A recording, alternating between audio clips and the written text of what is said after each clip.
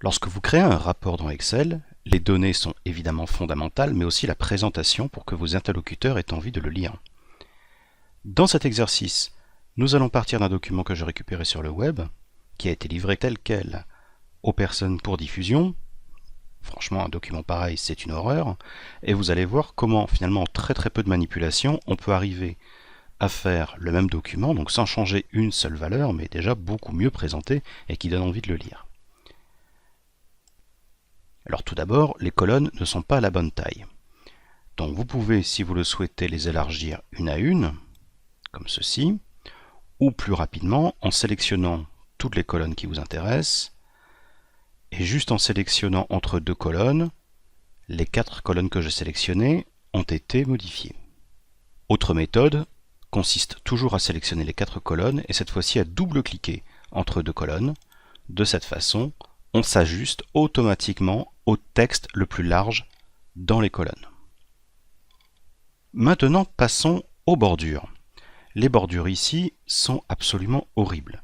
Donc déjà, nous devons les effacer, comme ceci. Vous sélectionnez la zone, vous allez ici, aucune bordure. Et même, on aurait pu le faire sur tout le document, c'est beaucoup plus simple. Aucune bordure. Dans la vidéo de la personnalisation d'Excel, j'avais rajouté ces icônes afin de tracer les bordures, ce sont les mêmes que vous trouvez dans ce menu. Donc maintenant, nous allons utiliser ces outils pour pouvoir tracer très rapidement des bordures. Donc, tout d'abord, je vais faire une grille en traits pointillés. Donc ça, c'est uniquement le contour extérieur. Non, moi, je veux tracer toute la grille. En activant sur ce bouton, vous pouvez voir maintenant que le curseur de ma souris a changé. Je suis en mode traçage de bordure et quand je clique et je tire, toute ma sélection se trouve entourée d'un trait pointillé. Pour revenir au mode standard d'édition, je reclique sur cette icône et je retrouve le curseur standard. Bien déjà là on peut voir quelque chose qui ne va pas, c'est en colonne C, j'ai uniquement le symbole $. Or nous avons vu dans les formats de nombres que nous pouvons rajouter le symbole monétaire au chiffre directement. Donc la colonne C peut être supprimée, je la sélectionne, un clic droit, supprimer, ou raccourci clavier, CTRL-. Bien, maintenant je vais m'occuper des contours de mon document. Alors afin d'améliorer le tableau, je vais ici changer la couleur de fond et la couleur de texte en blanc. Élargissement de ma ligne de titre. Centré, ça l'était déjà, c'est très bien. Maintenant, je vais me baser sur cette couleur pour tracer exactement les mêmes lignes pour le contour. Donc cette fois-ci, je vais prendre un double trait, couleur la même. Je change d'icône pour tracer uniquement les contours. Et regardez comme c'est facile.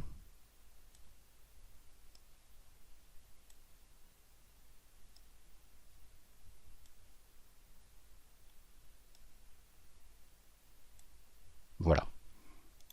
Mon tableau est quasiment fini. Pour effacer les traits superflus, comme ici, c'est très simple. Alors j'aurais pu rajouter l'icône ici, effacer la bordure, mais en fait il existe une astuce. Si vous cliquez sur l'une de ces deux icônes, en appuyant sur Shift, vous voyez, le curseur se transforme et devient une gomme. Donc, il me suffit juste de sélectionner les traits qui ne me plaisent pas. Et c'est terminé. Donc cette fois-ci, je vais m'occuper de ce deuxième cadre, et sans vous donner d'explication, mais en reproduisant exactement la même technique, vous allez voir que l'on va très très vite pour tracer les bordures dans Excel. Donc première chose que je vais faire ici, c'est d'insérer une ligne. Et maintenant, je vais travailler sur le tableau. Je change de trait pour la démonstration.